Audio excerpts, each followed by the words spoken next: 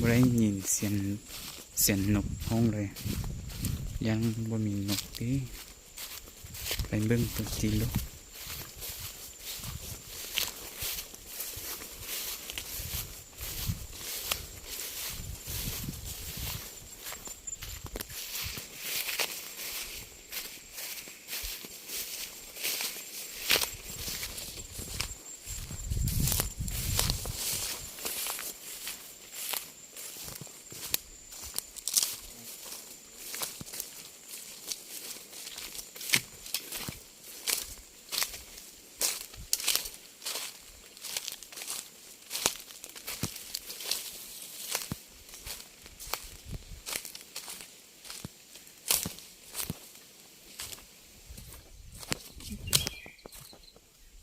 ฝนสิตกแล้วคุณพี่น้อง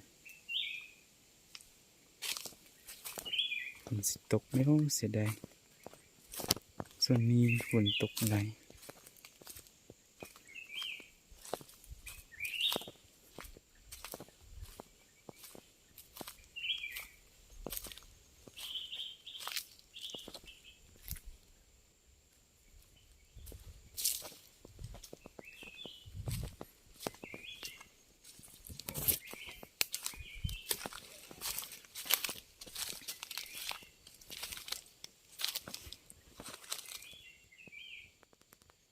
ต้นมังไห้แล้วพี่น้อง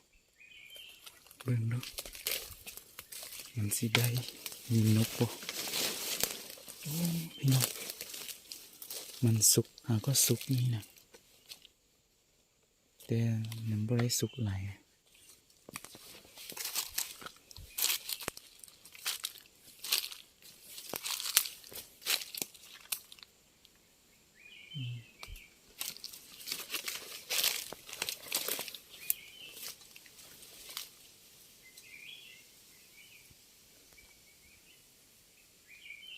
ต้นนี้เด้อพี่น้องเด้อสิไปอยู่พุ่นมีสิ่งนี้ก็สุกเบนี้ยังไม่ได้สุกไหล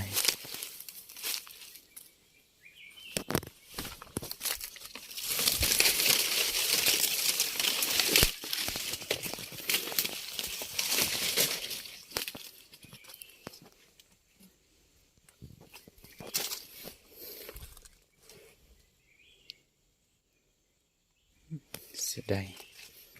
มันไม่สุก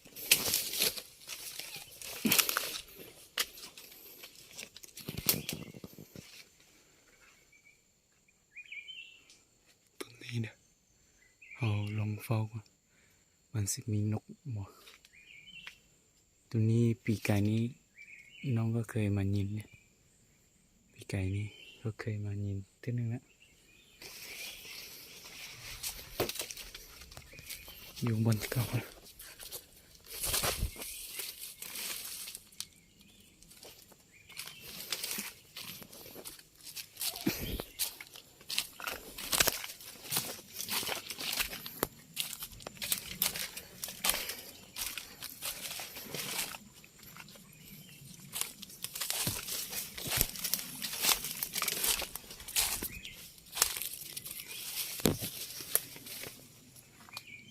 มีพี่น้องมาให้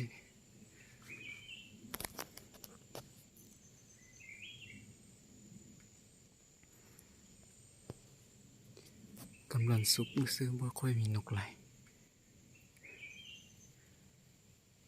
2-3 มื้อนี้โอ้ได้ยินว่ะ2-3 มื้อนี้สุกแล้ว2-3 มื้อ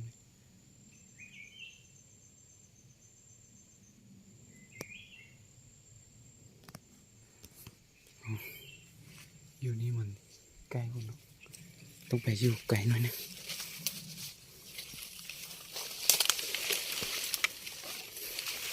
ไกลคนบ่เห็นบ่สิต้องอยู่ไกลหน่อยนึงนี่เนาะ